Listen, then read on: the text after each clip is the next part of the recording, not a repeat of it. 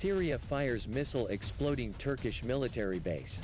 Syrian sources claim that Turkish troops suffered serious losses as a result of the attack by the Syrian Kurds. According to sources, the Syrian Kurds unexpectedly attacked a Turkish military base located in northern Syria, as a result of which the infrastructure of the latter received significant damage. It is noted that as a result of the attack, the Turkish military could lose up to 7 people dead.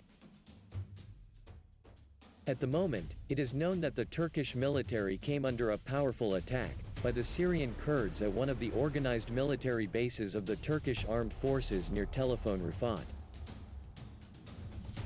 As a result of the attack by the Syrian Kurds, the Turkish military suffered losses, while according to Syrian sources, losses were avoided among the Kurdish formations.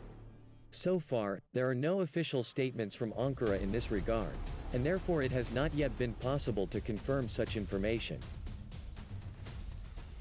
To date, it is known that the Turkish army has already deployed its troops in northern Syria, preparing for the previously announced military operation. However, the Kurds report that at the moment Ankara is afraid to proceed to any offensive actions due to negative Russia's attitude to this.